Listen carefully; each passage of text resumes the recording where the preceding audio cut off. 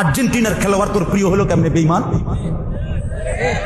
এই মুসলমানের বাচ্চা বল বেটা, এখন দাঁড়ায় বল বেটা, কোন কাফের বেঈমান, কোন খ্রিস্টানের বাচ্চা, কোন ইহুদি, তুই মুসলমানের ঘরে জন্ম নিয়া তোর রক্তে মুসলমান মার রক্ত, তুই কেমনে ওই বেঈমানের মতো সাজলি? এই বেহায়া বল বেহায়া, তোদের যাদের চুল এরকম বল বেটা, এখন দাঁড়া। ওই বেঈমান তোর পছন্দ হলো কেন? তোর রক্ত ইসলাম নাই বেটা, তোর মা মুসলমান না, তোর বাপ মুসলমান না বেটা, তোর দাদা দাদি মুসলমান না, ওরা সব বোকা, তুই চালাক হয়ে গেছ বেটা, তুমি পণ্ডিত হয়ে গেছ। কোন বেঈমানের অংশগ্রহণ করলাম? কেন সাজলা বেঈমানের মতো?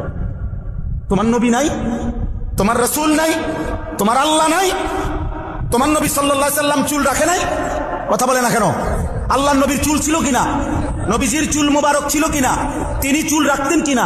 তো তিনি কেমনে সাজলেন? এটা আমার পছন্দ হয় না কেন?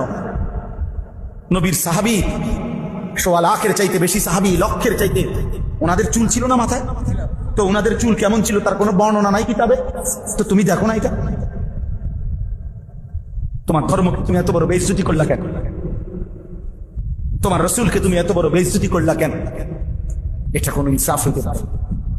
দিন রাত মুসলমানের ঘরে জন্ম নিয়ে মুসলিম হয়ে চুলের উপরে সারাদিন ফ্যাশন, এটা বুঝি একটা কথা হলো? আমার ভাই বল, এটা বুঝি একটা কথা হলো? তোমার বুঝি আল্লাহ বানাইছে শুধু এই সারাক্ষণ চুল এটার ফ্যাশন করবা, বিভিন্ন মডেলে চুল কাটবা, এই নিয়ে ব্যস্ত থাকবে? এত ফালতু কাজে আল্লাহ মুসলমানকে বানাইছে?